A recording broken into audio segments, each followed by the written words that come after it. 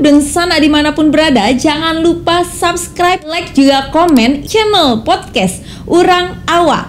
Dan jangan lupa untuk aktifkan lonceng notifikasinya agar dan sana semuanya bisa mendapatkan informasi video terbaru dari podcast Urang Awa. Cuma pemerintah tentu harus pandai-pandai dalam menyikapi SKB ini, karena pemerintah ini kan satu kesatuan. Ya.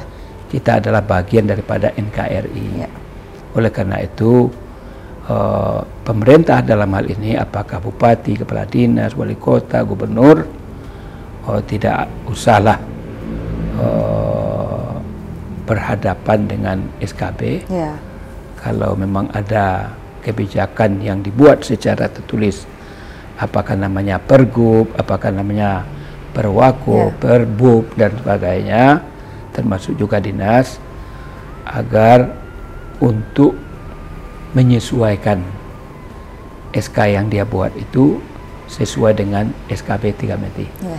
Tapi yang lebih penting adalah, saya katakan, bagaimana kita fungsikan komite sekolah. Komite sekolah itu bukanlah bagian daripada pemerintahan. Komite sekolah itu adalah wakil-wakil organisasi wali murid. Itu bagian dari bagaimana melakukan kesempurnaannya. Mudah-mudahan bisa disikapi oleh Komisi 2 bersama pemerintah pusat. Kita lihatlah bagaimana sikap dari kedua institusi yang saya sampaikan tadi. Ya. Berarti Bapak hanya memfasilitasi ya, bukan sebagai inisiator berarti ya, Pak ya? Ya.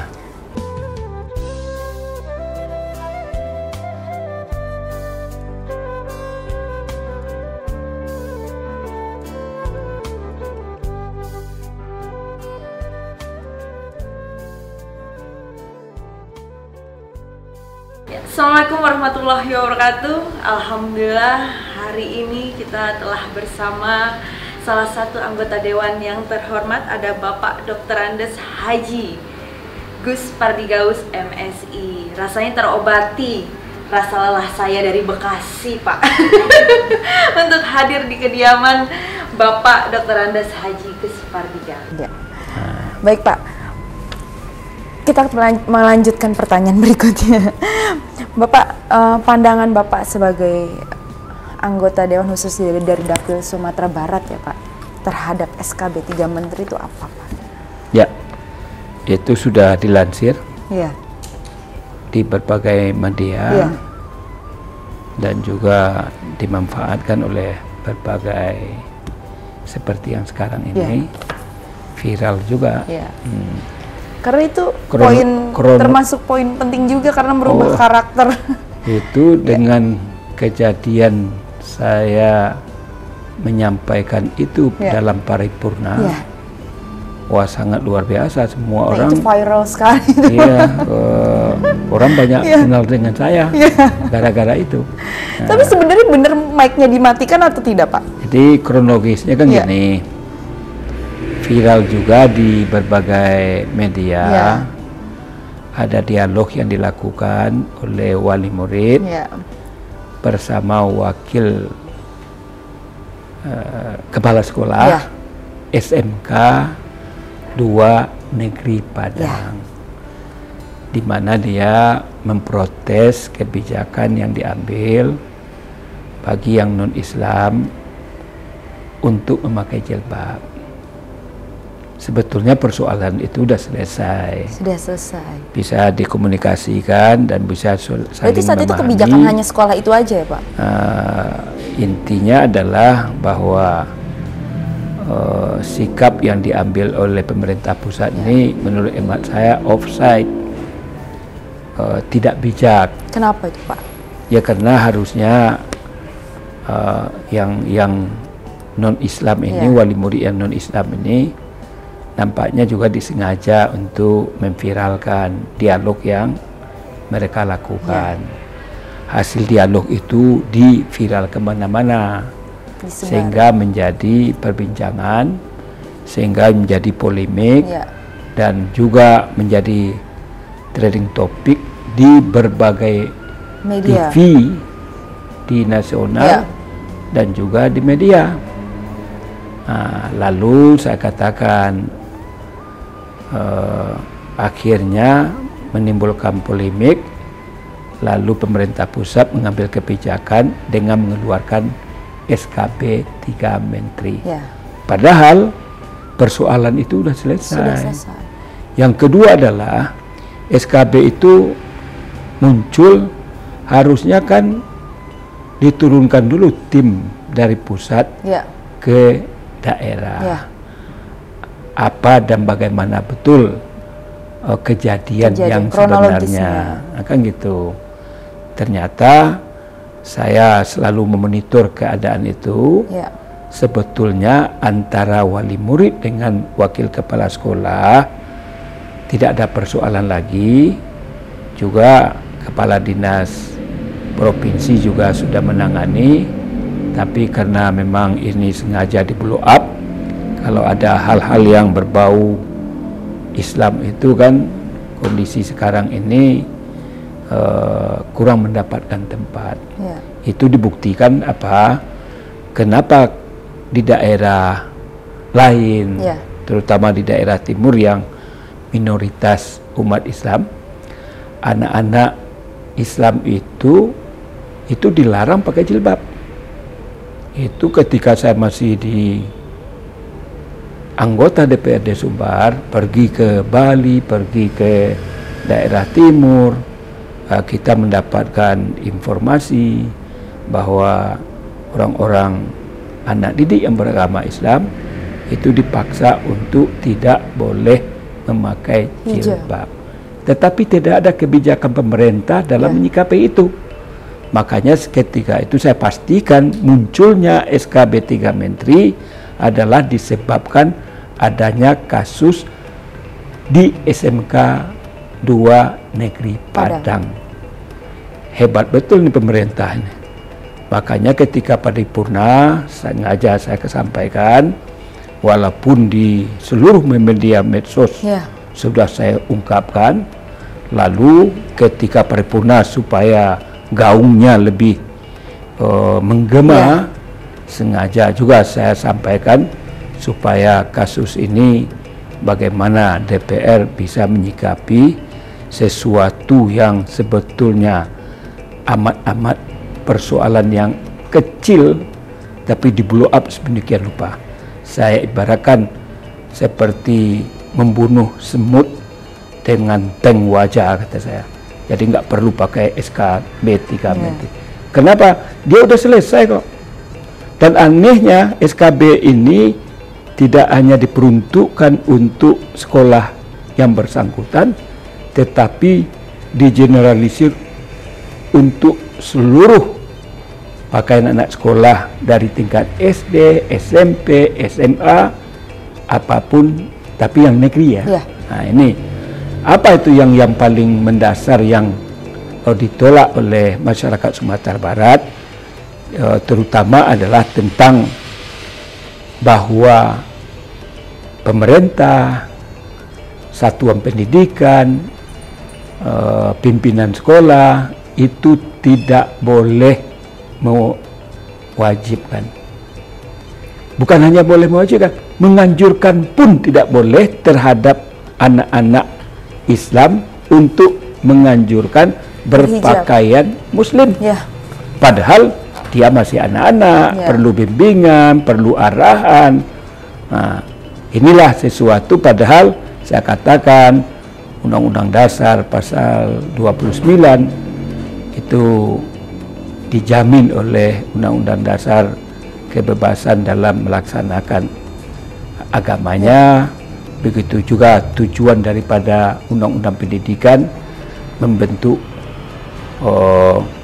manusia beriman dan bertakwa bagaimana membentuk itu. Membentuk itu kan perlu ada proses dan perlu juga hal-hal yang kita gariskan, kita wajibkan.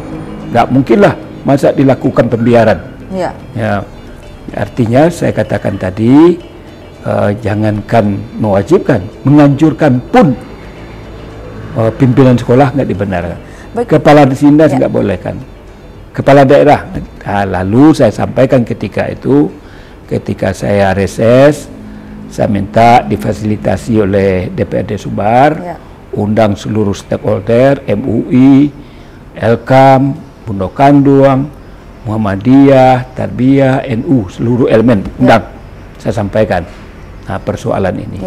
Sekarang Elkam sudah mengajukan surat ke Mahkamah Agung lewat pengacara yang sudah diberi kuasa untuk melakukan judicial review terhadap SKB 3 Menteri.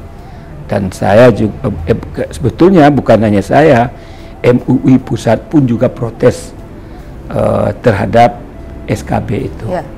Malah MUI pusat meminta supaya dilakukan perevisian terhadap kalimat narasi yang saya sampaikan tadi.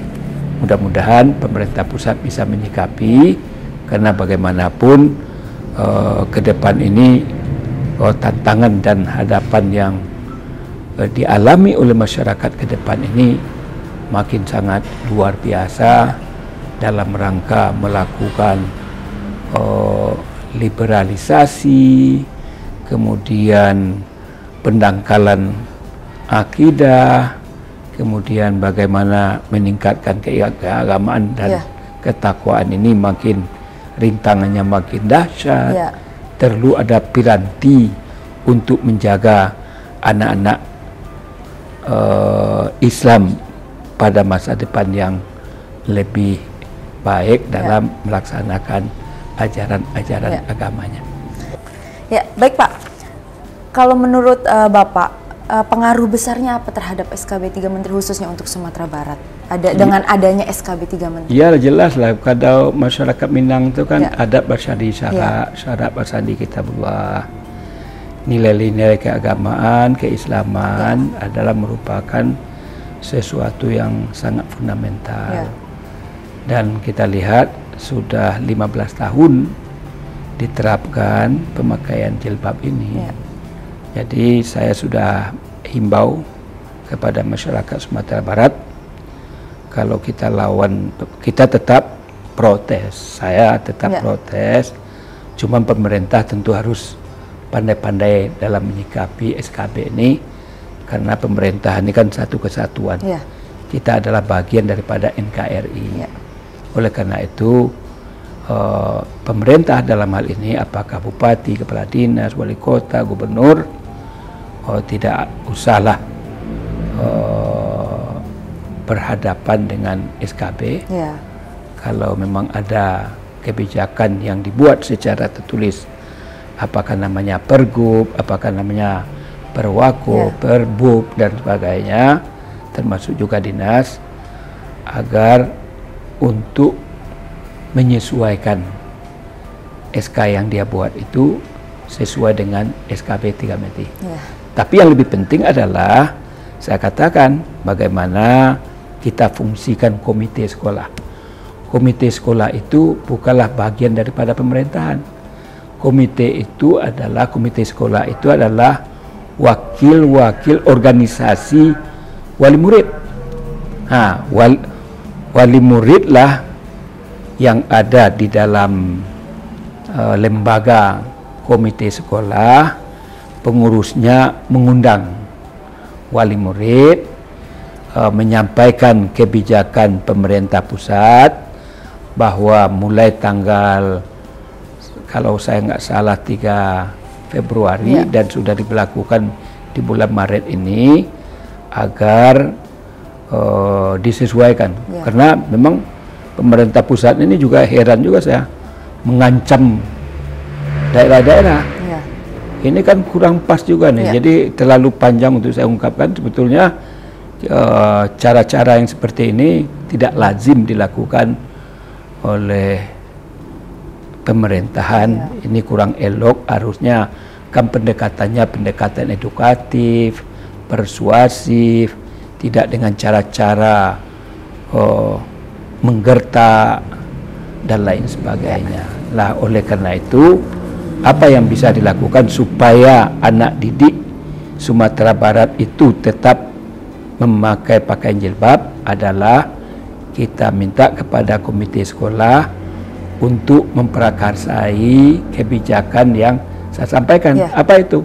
Mengundang mengundang wali murid, Bapak Ibu, bahwa kemarin ini ada kebijakan daripada pemerintah pusat mengeluarkan SKB 3 Menteri, bahwa di dalam SKB 3 Menteri itu baik gubernur, kepala daerah provinsi, kabupaten kota dan perangkatnya tidak boleh menganjurkan, tidak boleh apalagi mewajibkan kepada anak didik pakaian seragamnya itu dalam bentuk pakaian muslimah. Oleh karena itu, bagaimana kita tetap memakai pakaian jilbab sebagai jati diri orang Sumatera Barat, orang Minang, dalam rangka mengaktualisasikan ABS-SBK.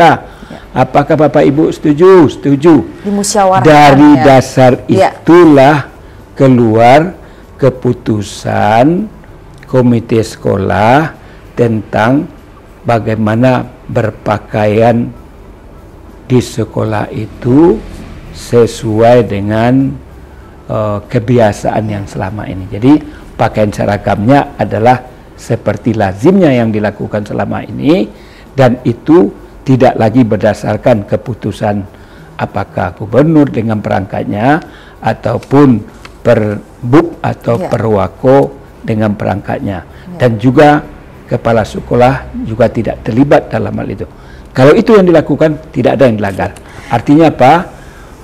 Biduak lalu, ya, biduak lalu, Kiambang tak Betawi. Nah, itu yang ingin saya sampaikan. Ya, baik Pak. Kita kembali ke Sumatera Barat. Dimana kita dengar Sumatera Barat akan atau ingin sebenarnya memiliki harapan untuk menjadi daerah istimewa Minangkabau. Nah, pandangan Bapak seperti apa, Pak? Ya, saya didatangi oleh BP2 DIM. Badan Persiapan Pembentukan Daerah Istimewa, di mana dimotori oleh Pak Mukhtar Naim. Beliau itu adalah senior saya sangat akrab dengan beliau. Jadi tim ini datang menemui saya di Komisi 2. Jadi yang ditemui itu bukan Komisi 2, tapi yang ditemui itu adalah Gus Padi Gaus sebagai wakil rakyat dari Sumatera Barat.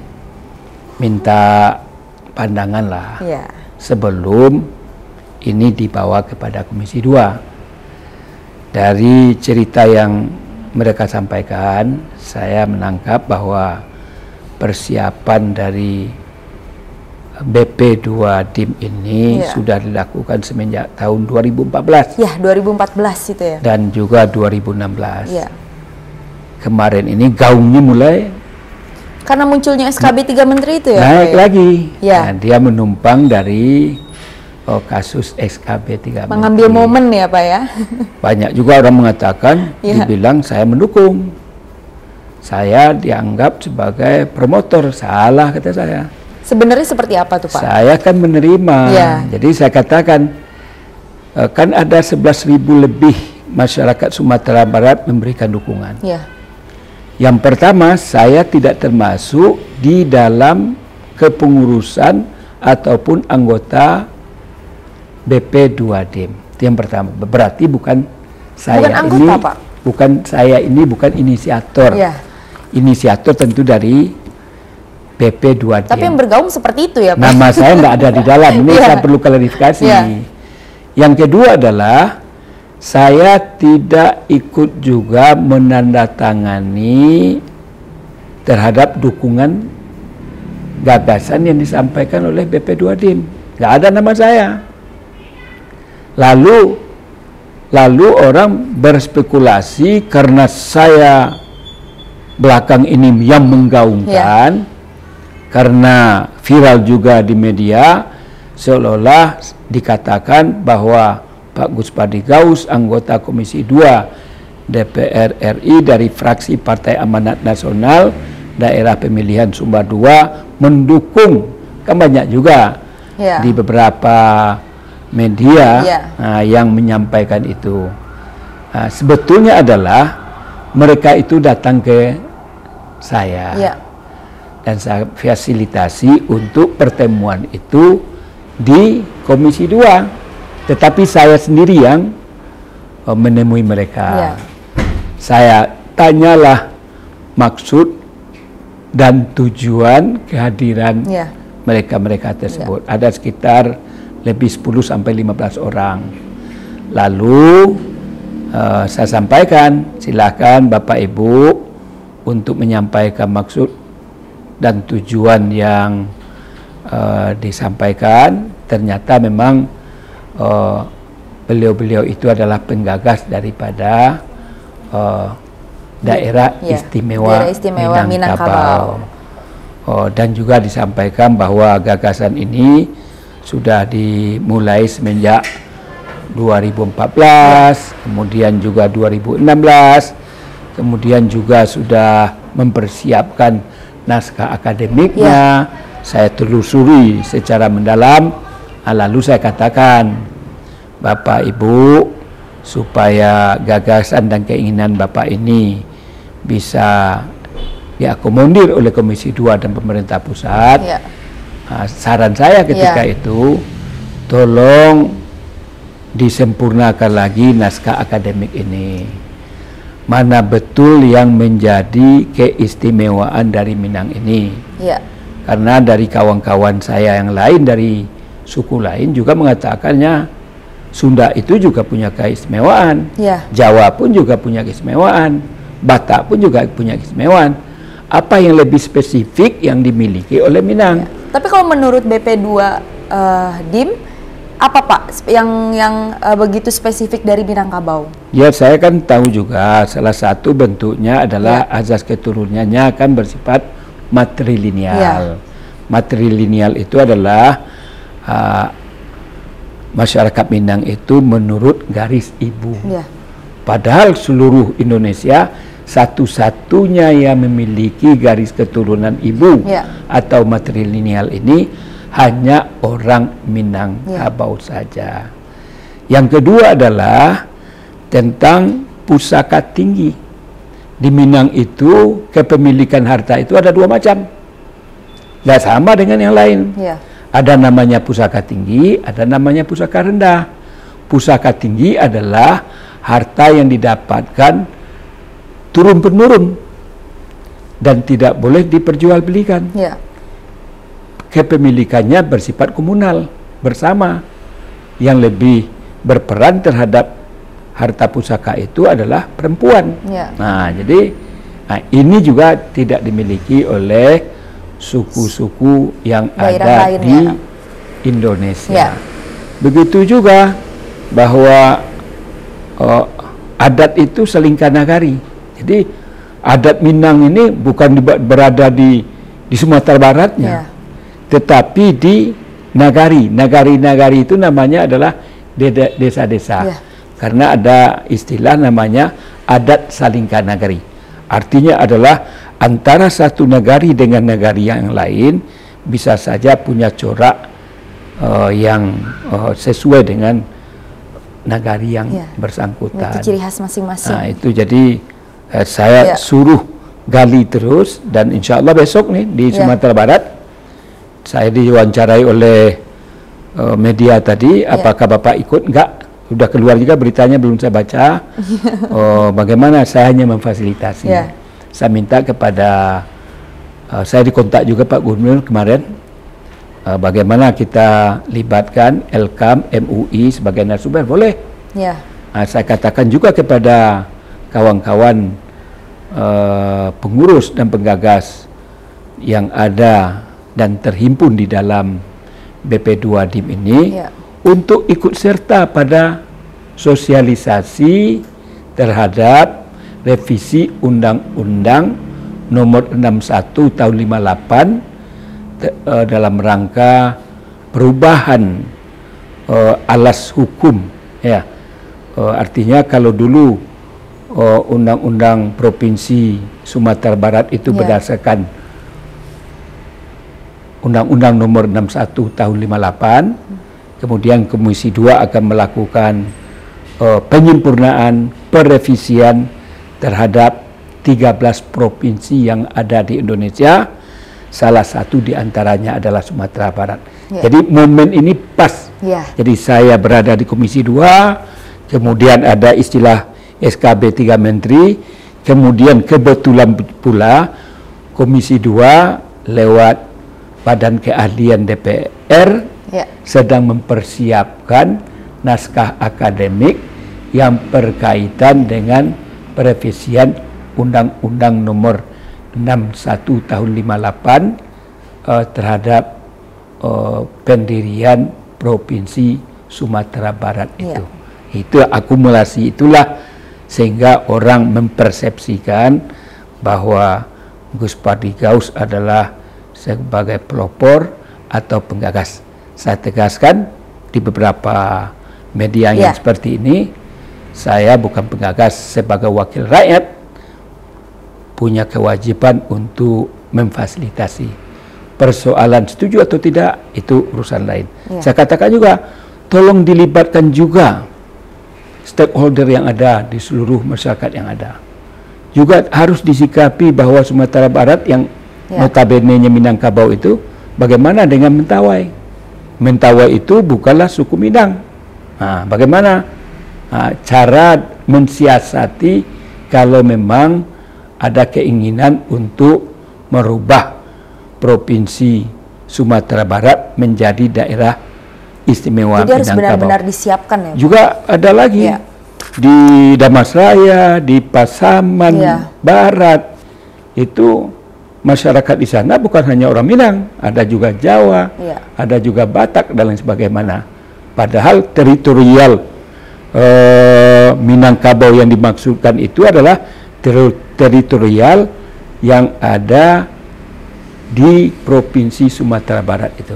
Ini khasana ini tentu harus disosialisasikan, harus disampaikan bagaimana dalam menyikapi persoalan-persoalan itu, dan juga makin banyak keterlibatan masyarakat ini makin bagus. Nanti istilah di Minang itu satu sakaki, jangan ada orang yang ditinggalkan. Jadi kalau ada orang yang ditinggalkan, itu sekarang ini saya katakan di berbagai media dalam posisi keinginan yang disampaikan oleh BP 2 DIM ini, saya katakan kan ada 11.000 yang membuat dukungan petisi. Banyak juga kawan-kawan mengatakan dari 11.000 apakah itu representatif dari jumlah penduduk Sumatera Barat 5,5 juta, malah memperkecil dukungan itu. Oleh karena itu tidak usahlah dijadikan alasan begitu besarnya dukungan masyarakat kalau dilihat dari segi jumlah penduduk yang ada di Sumatera Barat. Yang berikutnya adalah saya minta untuk melibatkan seluruh stakeholder, jangan ada yang ditinggalkan. Kalau ini bisa dilakukan, ini adalah dalam rangka penguatan di internal BP 2 DIM dan masyarakat Sumatera. Ini pun juga belum tentu diterima oleh anggota DPR RI dan pemerintah. Jadi saya hanya memberikan jalan, dan memang ini dimungkinkan karena diatur oleh Undang-Undang Dasar 45 Pasal 18B, di mana kekhasan keistimewaan sebagaimana yang dituntut itu memang ada peluang untuk itu, tetapi yang paling penting adalah tolong dipersiapkan secara lebih komprehensif, lebih bisa diterima dan meyakinkan kawan-kawan Komisi 2. Apakah Komisi 2 mendukung atau tidak, saya nggak tahu. Saya hanya satu dari sekian banyak anggota Komisi 2 DPR RI. Tidak hanya itu, di samping Komisi 2 tentu harus melakukan lobby juga kepada pemerintah. Karena dalam membuat undang-undang itu tidak hanya berdiri sendiri pihak anggota DPR RI, tetapi juga bagaimana pula peran pemerintah. Jadi dalam membuat undang-undang ini antara pemerintah bersama DPR. Jadi memang ini adalah kerja berat yang dilakukan. Oleh karena itu saran-saran sebagaimana saya katakan tadi itu bagian dari bagaimana melakukan kesempurnaannya. Mudah-mudahan bisa disikapi oleh Komisi 2 bersama pemerintah pusat. Kita lihatlah bagaimana sikap dari kedua institusi yang saya sampaikan tadi. Berarti Bapak hanya memfasilitasi bukan sebagai inisiator berarti Pak ya? Terima kasih Bapak atas waktunya. Semoga ini bisa menjadi inspirasi dan bermanfaat untuk seluruh masyarakat Indonesia. Wassalamualaikum warahmatullahi wabarakatuh.